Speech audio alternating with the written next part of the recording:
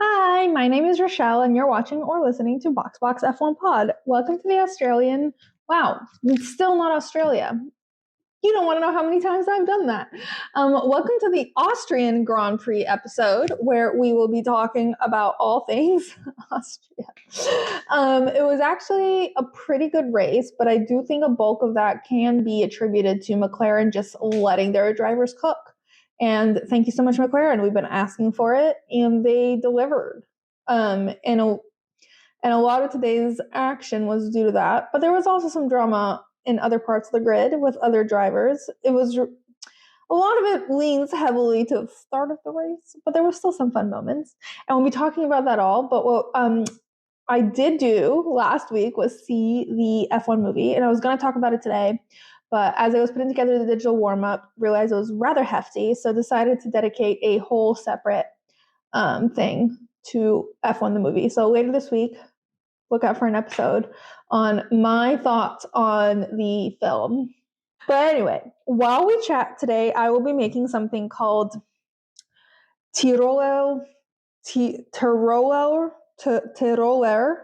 Grostel. Tiroler Grostel. That was terribly pronounced, but basically it's like I think it's from like the mountain areas of Austria. And it is fried potato, bacon, and a fried egg on top, which is what I shall be making, because it sounded good and I didn't want to make schnitzel or roll out a whole apple strudel. But from what I understand, this is like a very like après-ski type meal, and people usually have it. Every video I watched of people eating this dish was with an Aperol spritz. It's very après-ski. It's supposed to be very filling when you're hungry and cold, but it's not après-ski for us. It's après-race for us, which is very exciting. Anyway, so despite it being disgustingly hot inside, we will be making an après-ski inspired meal. As I start prepping it, we will kick things off with the digital warm-up. Lap 1, F1 news. Okay, F1 news is actually pretty short, and it's not really news. It's just the fact that Nico Rosberg has said that, he said this in Canada, but he said that he had reached out to Lando to offer to mentor / like provide guidance for him as he goes through this, which was very thoughtful of him. And actually, because I think he said in a couple of races that he feels as though everyone else that's competing for the championship has someone on their side that's been through it, who's been mentoring them. Like Oscar has Mark Webber, Max has his dad, he has Christian, he has Dr. Helmut Marko. He has a lot of people on his side that know what he's going through and who can mentor him and coach him. Lando doesn't really have that. Like, he has a very supportive family, perhaps a far more supportive family than Max Verstappen, but he doesn't really have anyone who's experienced what he's going through right now. And Nico, of course, has. He's competed. His one championship title race that he won was against Lewis Hamilton. So he knows very much the pressures of competing against your teammates at the very last point. So, in fact, it would have been very good for Lando. However, Lando just ghosted him. Nico never heard back. Which I feel like you could have replied. Nico's literally trying to help you. But you know what? To each their own. And Lando had a pretty good race today, so I don't know. I think you still need a mentor. I think Mark Webber in Oscar's career, and not just in his like ability, his like work moves, like moving from Alpine to McLaren and all that stuff. Like, it's not just that. It's not just the like career side of it. It's also, Mark Webber is definitely like imperative to his mental health, to his mindset, to walking him through what it's like to fight your teammate, to be in the world championship title at all. All of that's really important. And the mental side of being an athlete at this caliber is often overlooked. And it is Oscar's number one advantage against Lando. So Lando probably could have really used some guidance from someone like Nico Rosberg, who you're lucky to have on your side, honestly. But Lando never responded. So there's that. But maybe Nico publicly calling him out has changed his tune. All right, lap 2, off-duty F1. So let's kick things off with the F1 movie premiere in New York. They turned Times Square basically into the F1 grid with all the cars like lined up. It looked really cool. There was some great driver content of the drivers flying over from Canada. Somehow Lando ended up, that's not what I want. Somehow Lando ended up on a flight with like all the rookies, and I don't know how much of this is planned. I don't know who plans. I remember, I think it was Alex saying that there's people who plan their travels. They're obviously the ones who are orchestrating this, but there was so many clips of them like on this. I think it wasn't a private. I'm not sure if it was a private jet, honestly. They might have just like rented a whole plane to go to New York for all these people, but not rented a plane, but booked out like a whole plane. I'm not entirely sure, but it was some cute content. They were all just together on this plane. It almost looked like they didn't realize they'd all be on this plane, but I don't think that's what happened. And then separately, apparently Franco was flying from London, and he was going to take Coach. And then Lewis heard and was like, why don't you just come on my plane? I have space. So then Franco flew with Lewis, and I thought that was really wholesome of Lewis. And he's like, it was just so fun.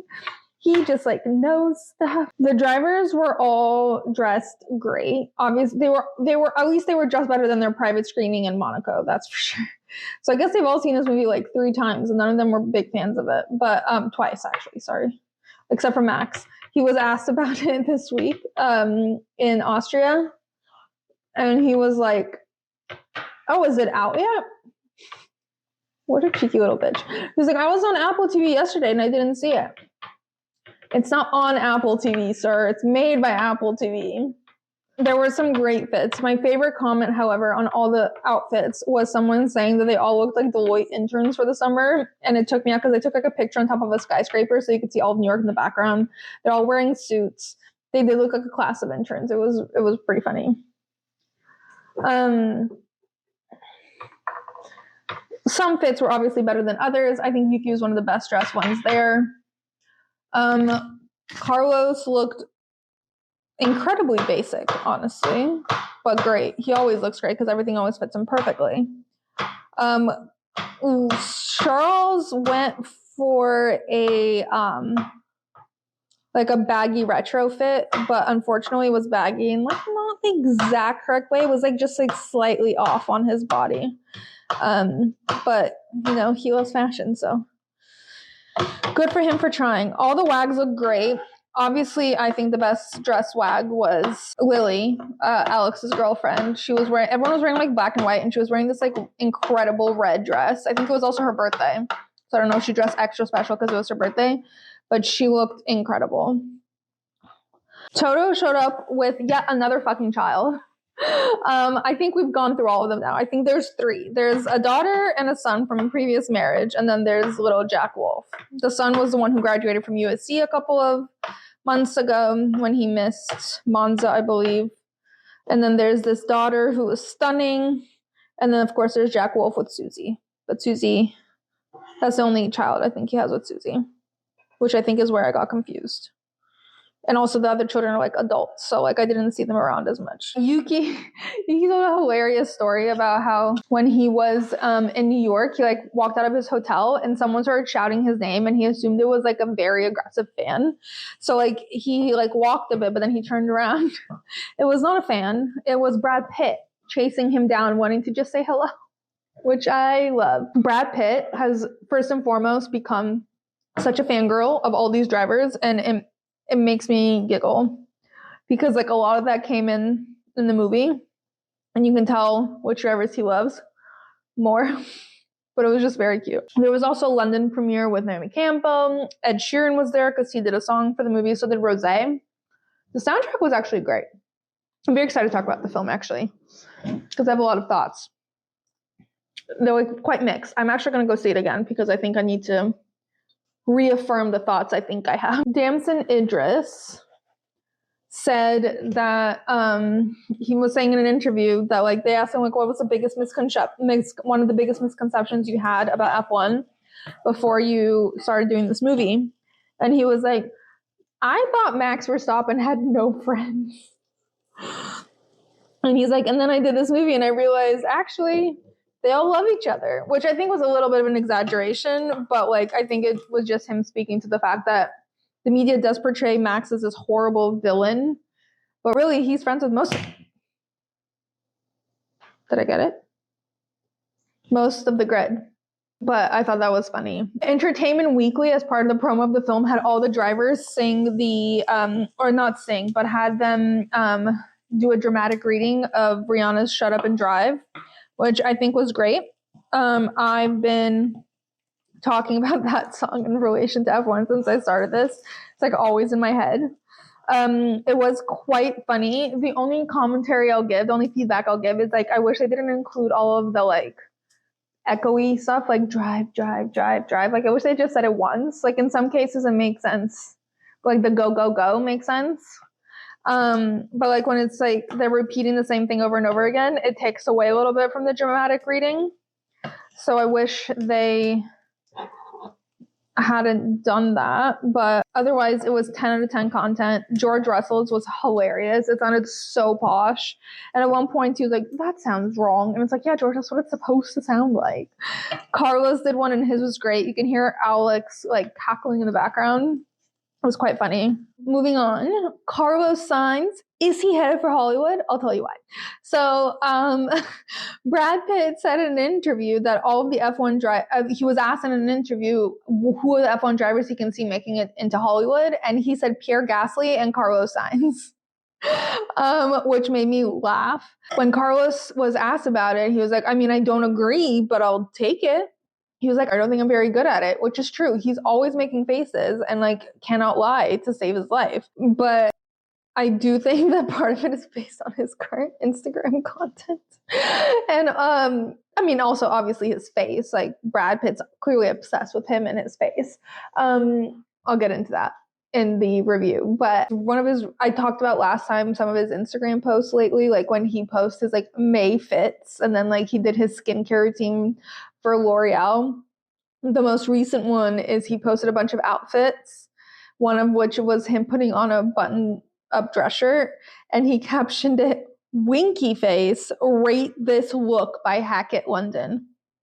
Sir, I really want to know if like how much Rebecca is helping him with these captions and how much is just pure Carlos, because they are aggressive. In other news, Esty, Bestie, and Ollie, when they arrived in New York, Haas posted a picture of them posing with some of the New York City cops. And I like don't understand why this is a thing with people coming from Europe. They're all obsessed with New York City cops. They all like have a picture with them. It's so bizarre.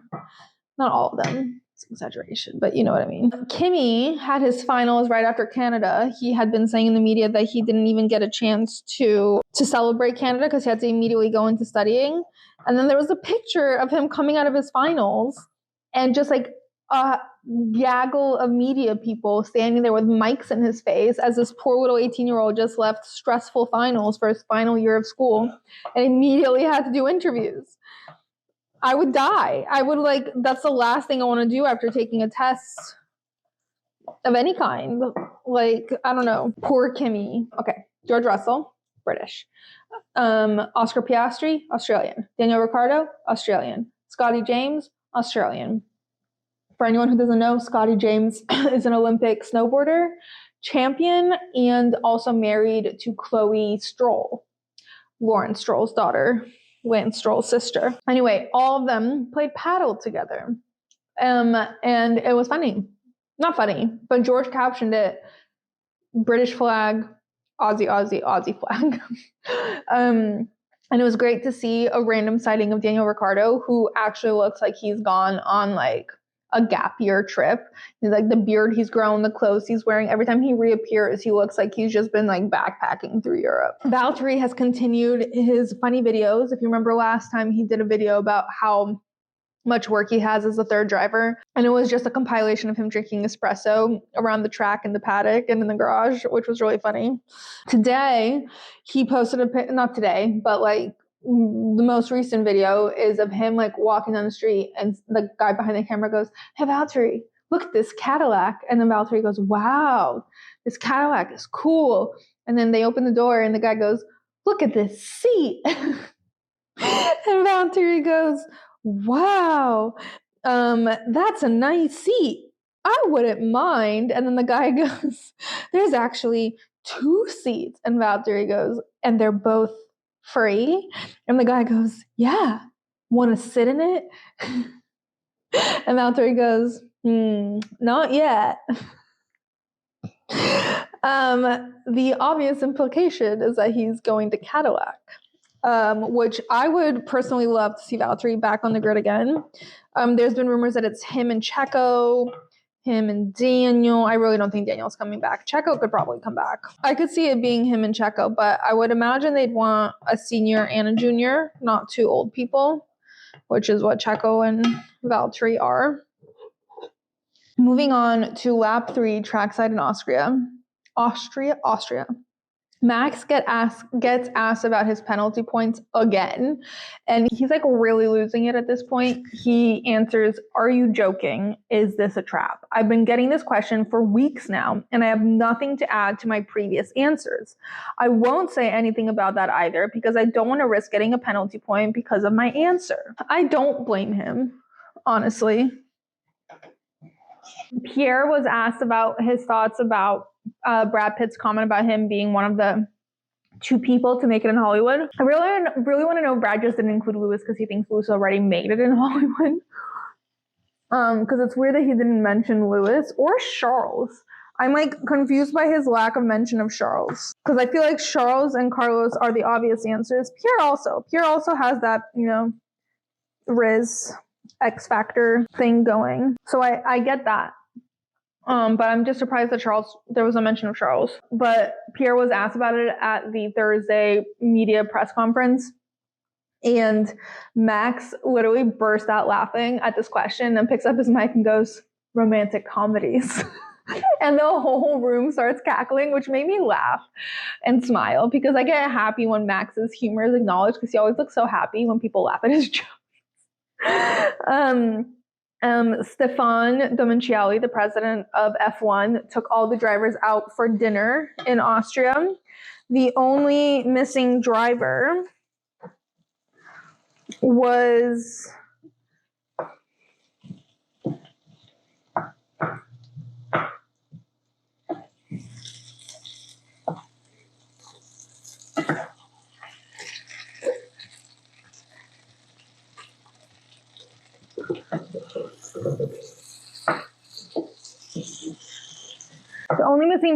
Lance Stroll, which it's fun to see the comments debating why he's not there.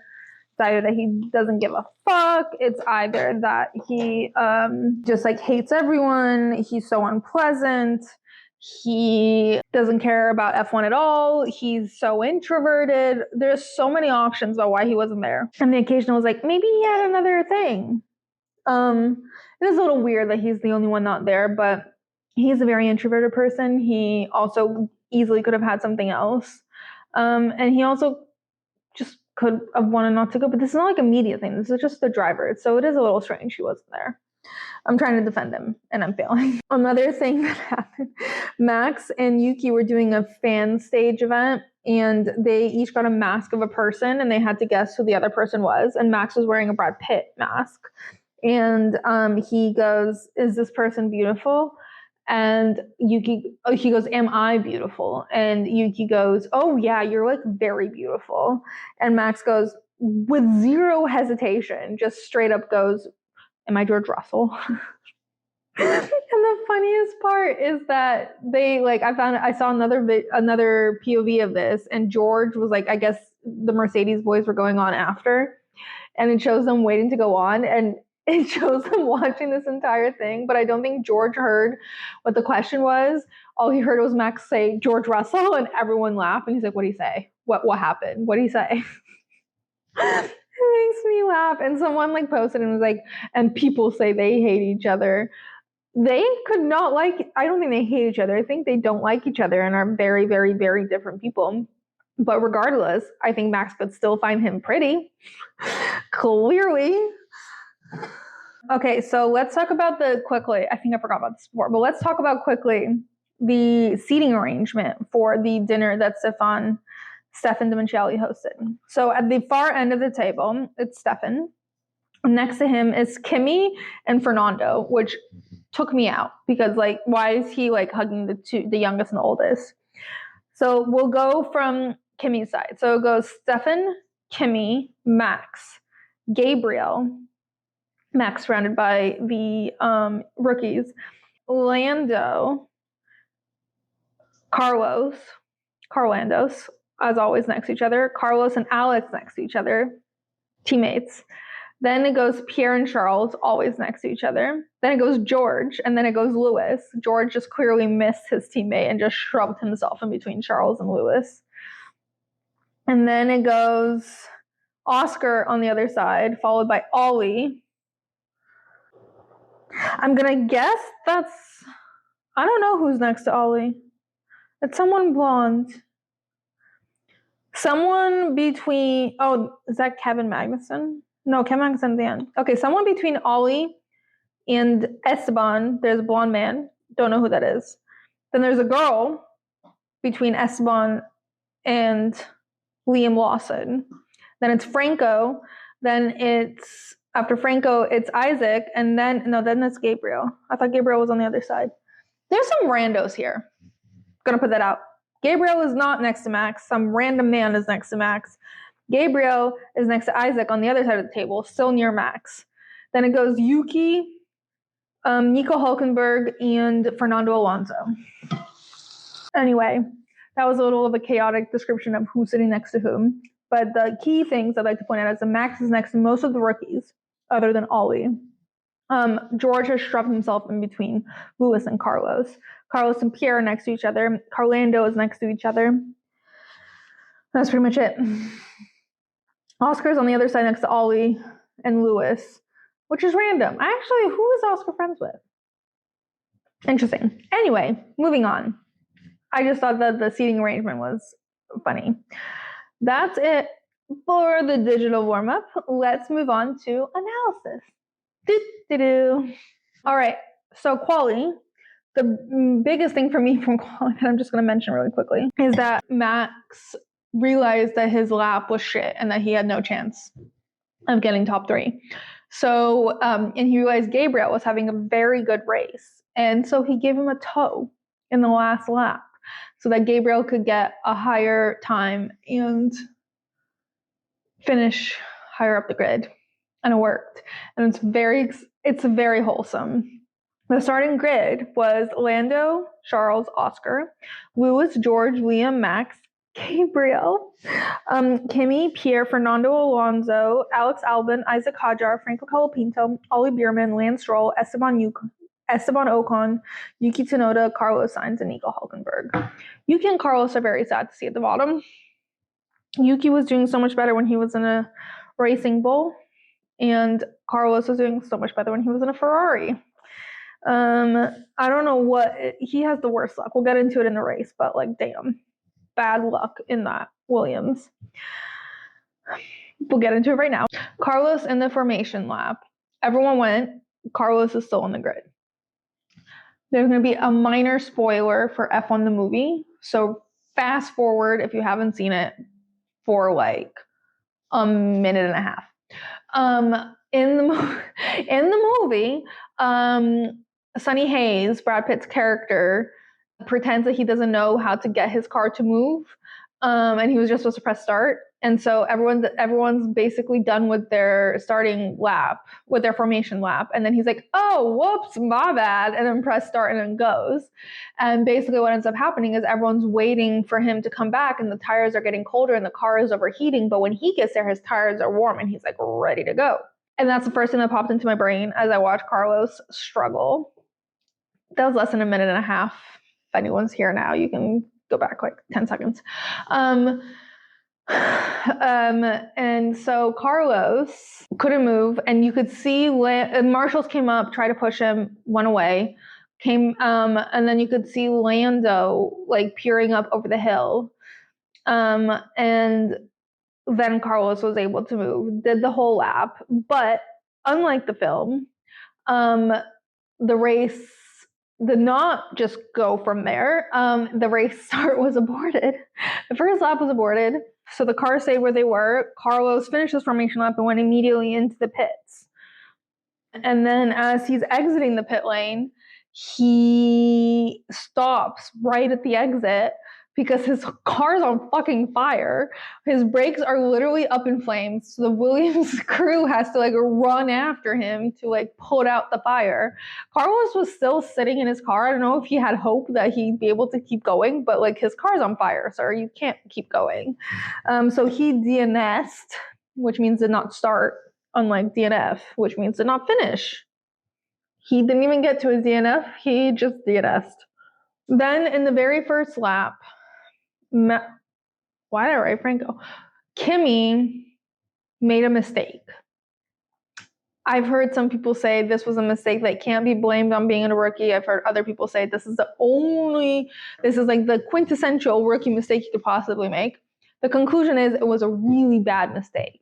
He basically ended up locking up and had no control of his car, hit Max, and they were both out before the first lap was done. I have often said Max Verstappen is like only gets super riled up when he thinks things can be avoided by his team or himself, when he thinks that the FIA or others are being unfair towards him, and that's when he gets really angry.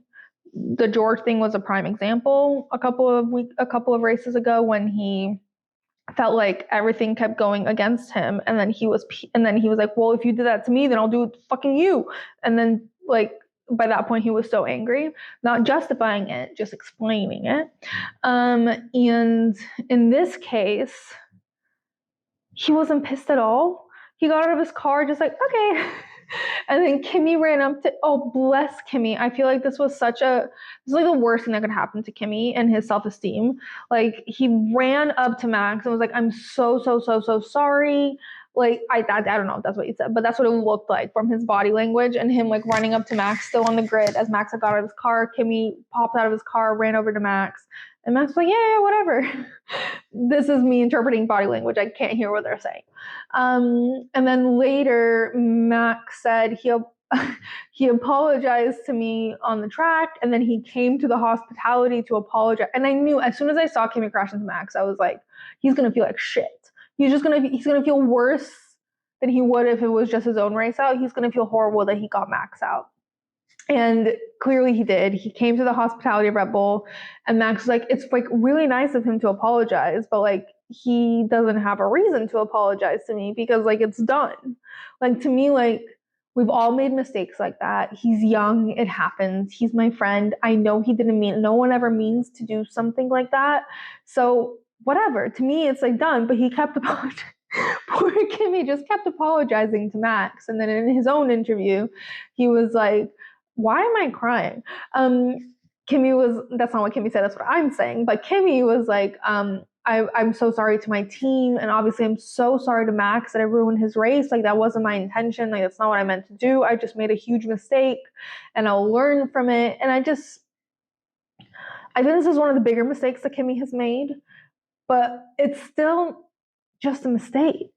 It's a mistake and it happens, and I really hope this doesn't fuck with his self-esteem because he's just such a lovely kid and I just want him to be happy. And he's so good at it because everyone was just praising the shit out of him after Canada, and then here he is making a mistake.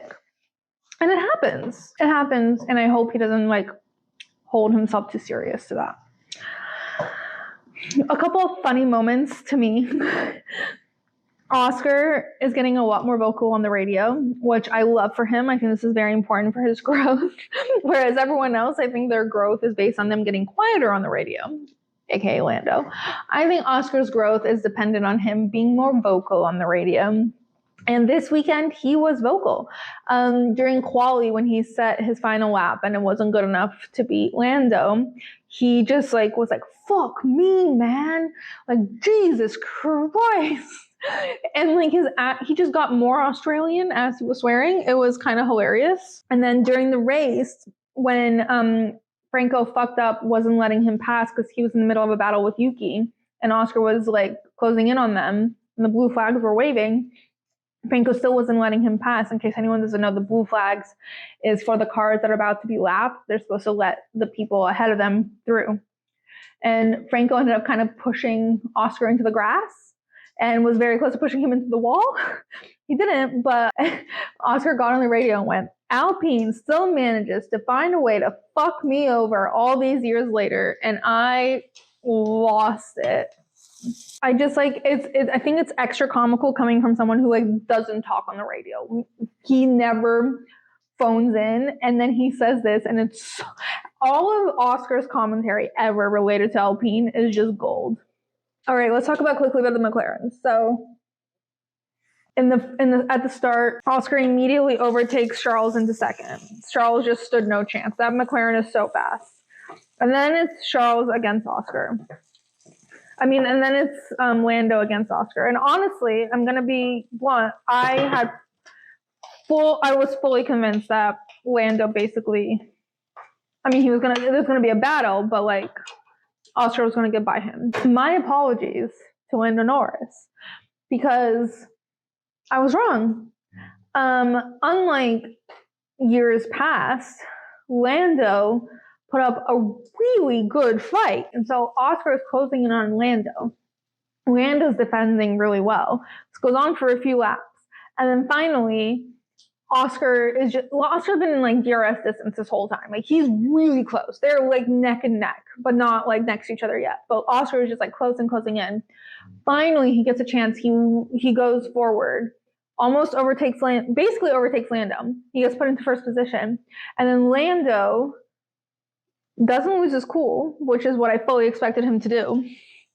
And I almost think this was intentional racecraft, ?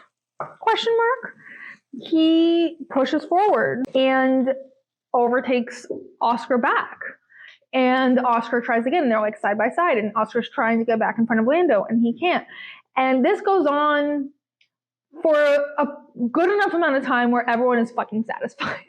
Everyone's like, finally, they raced. There was no crashes, but they battled, and it was amazing. And like, it just gave everyone this like burst of energy to like see them battling. And it just made me really happy to like that McLaren let us get to see them race, and they let them race.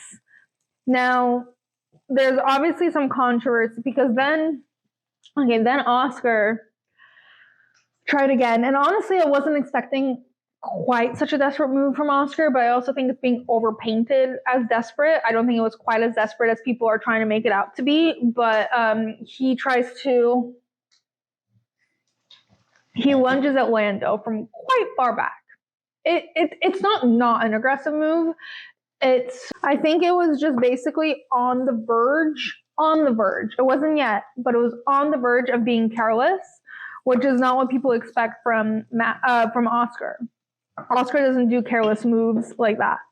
And then the team got on the radio and said, no more moves like that, which I find interesting because they're right.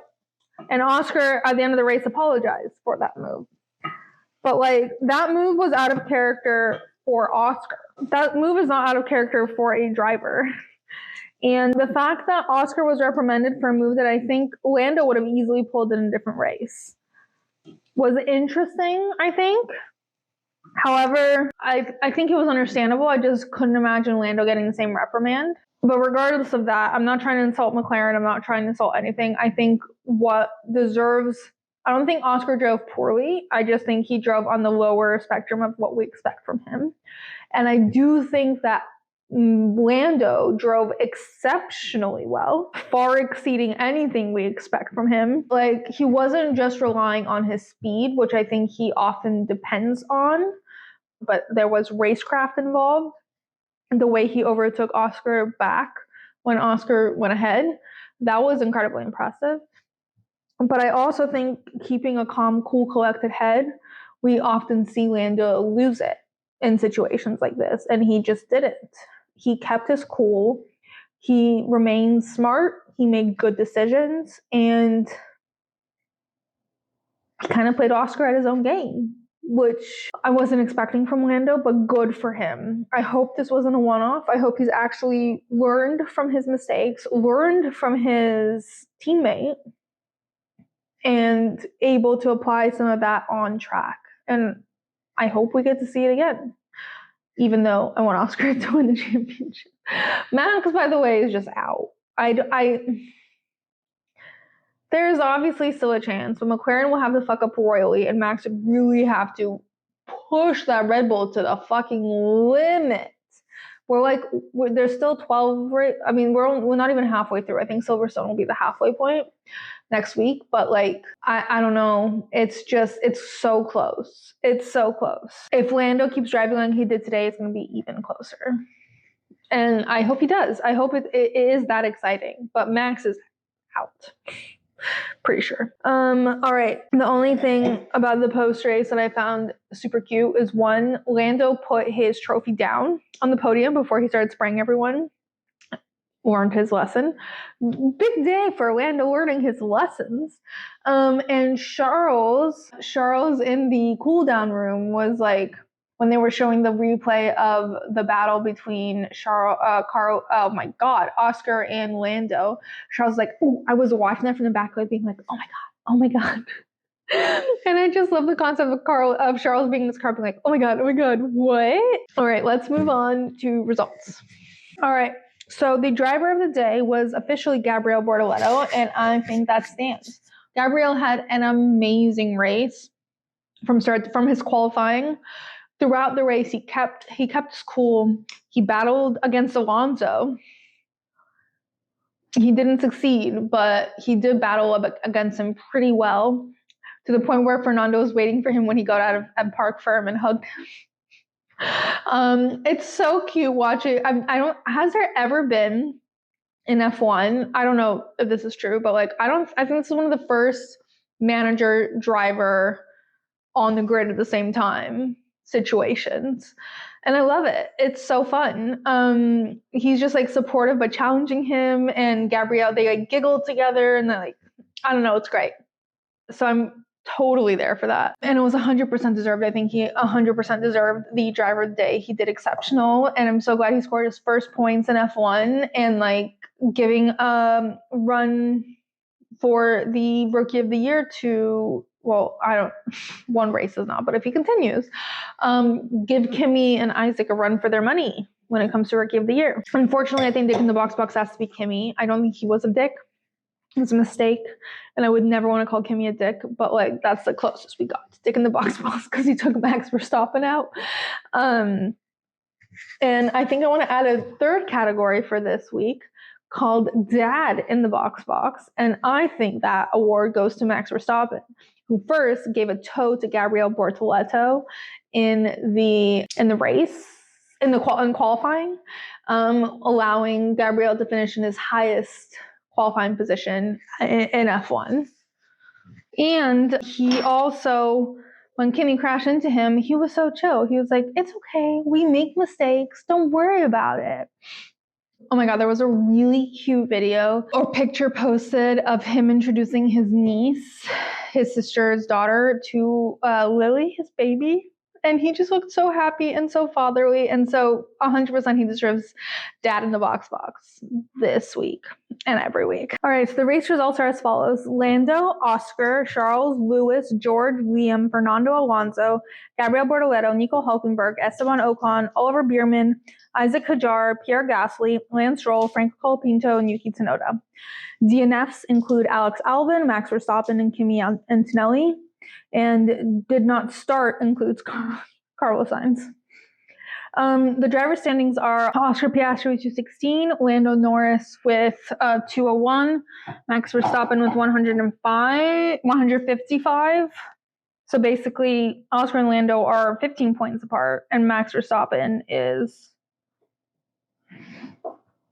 a lot of points behind, like 60 points-ish behind Lando. It's going to be rough for him to catch up. Followed by George with 146, Charles with 119, Lewis with 91, Kimi Antonelli with 63, Alex Albon with 42, Esteban with 23, Nico with 22, Isaac Hadjar with 21, Lance Stroll with 14, Fernando Alonso with 14, Carlos Sainz with 13, Liam Lawson with 12, Pierre with 11, Yuki with 10, Oliver Bierman with 6, Gabriel Bortoleto with 4, Franco Colapinto with 0, and Jack Doohan with 0. I remember a few weeks ago, Carlos said in an interview that it's almost impossible when he was asked about Lewis's gap to Charles. He was like, it's almost impossible for a new driver, no matter how good they are, to come to a team and match the person who's already been there. So I just wanted to check. Lewis's gap to Charles is 28 points. Carlos's gap to Alex, 28 points. Maybe 29. So they're pretty on par with each other. Okay. Here is the final product. I never show it correctly, but do you like it? I like it. I haven't tried it yet. The constructor standing is McLaren with 417 points, Ferrari with 210, Mercedes with 209, so they swapped, Red Bull with 162, Williams with 55, Racing Bulls with 36, Haas with 29, Aston Martin with 28, Kick Sauber with 26, and Alpine with 11. That's it for the Austrian Grand Prix. Here, I just showed you, but here again is my final dish. Very excited to consume. And next week is Silverstone. Very excited for the British Grand Prix. Can't wait to debrief. Hope there's drama. Everyone keeps saying that it'll be good for Mercedes because it's gonna be colder and rainier. So we'll see. From the top championship title holders, I hope it's Oscar. But all is still to play. We have a half a season left. Well, not all is still to play. All is still to play for Lando and Oscar. Nothing is still to play for everyone else. But we will see. Anyway, if you haven't yet, make sure to subscribe, share with any potential boxes, review, and follow on social media at BoxBoxF1Pod to keep up in between races. Until Silverstone, Box Box.